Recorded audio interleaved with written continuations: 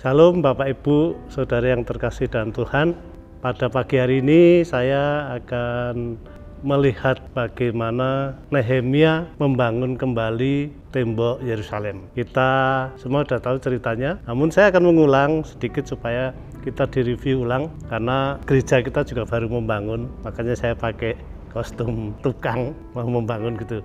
Yang paling tidak rohani kita juga dibangun di pagi hari ini.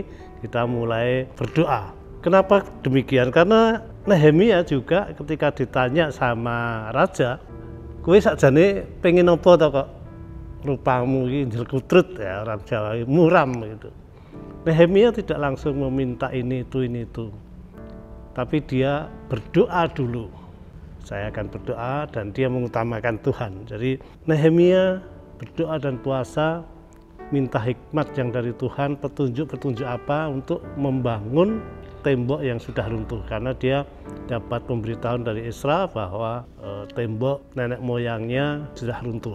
Nah, dia berdoa, kemudian dia merancang dengan matang bagaimana tembok itu akan dibangun. Dia sebelum berangkat kota, balik ke kota nenek moyangnya, dia minta petunjuk yang dari Tuhan, kemudian merencanakan dengan matang. Sesudah rencananya dijalankan dengan baik, tentunya dia minta sama raja, minta izin, minta kewenangan. Nah, ini yang luar biasa. Jadi bukan langsung minta harta benda, ini itu, tapi minta kewenangan supaya dia boleh melakukan banyak hal, karena dia sebagai juru minum raja. Nah, di dalam pembangunan tidak semua setuju, dan rongrongan itu bukan atau hambatan itu bukan hanya dari luar saja, kadang juga dari dalam. Bahkan ada yang mengatakan, tembok itu hanya diloncati anjing aja langsung roboh. Ini sesuatu yang hati atau semangat itu bisa runtuh. Kalau sudah hatinya kena, runtuh dan sulit membangkitkan. Tapi dia bijaksana.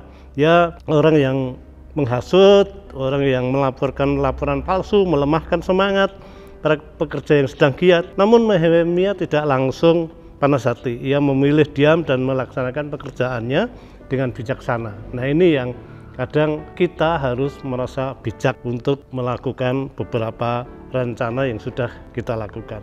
Teguh memegang prinsip. Nehemia juga ingin membangun Yerusalem kembali dibangun dengan baik, tapi ia juga tidak ingin dana pembangunan itu diambil atau dapat dari hal-hal yang tidak berkenan oleh Tuhan. Dia memegang prinsip pembangunan ini harus dengan baik, dari dana yang baik. Nah, dia selalu mendahulukan Tuhan. Dia berdoa, ditulis di dalam itu ada 11 kali ditulis Nehemia berdoa. Jadi dia mendahulukan Allah dari semuanya. Nah, strategi yang itu yang harapannya kita bisa lakukan, menyontoh Nehemia untuk kita bisa membangun gereja ini. Jadi bukan hanya bangunan fisik tentu saja harus dilaksanakan, namun kita juga harus bijak di dalam melakukan rancangan yang sudah kita kerjakan. Nah, ini kesempatan yang baik bagi pemuda untuk membangun gereja.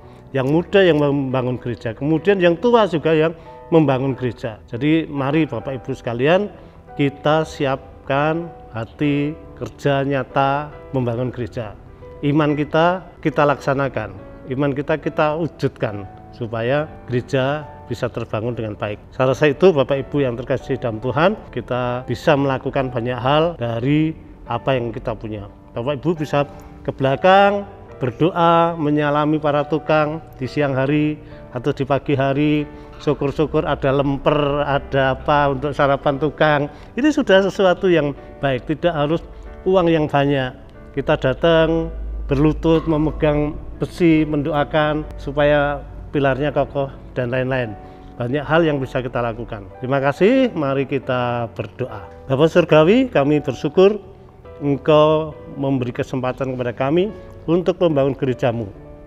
Bukan hanya secara fisik, namun juga secara mental. Gereja-Mu ini dibangun, imannya tetap terus dibangun, dan semua ini hanya untuk puji kemuliaan nama-Mu. Terima kasih Tuhan, dalam nama Tuhan kami Yesus Kristus, hamba-Mu berdoa. Amin.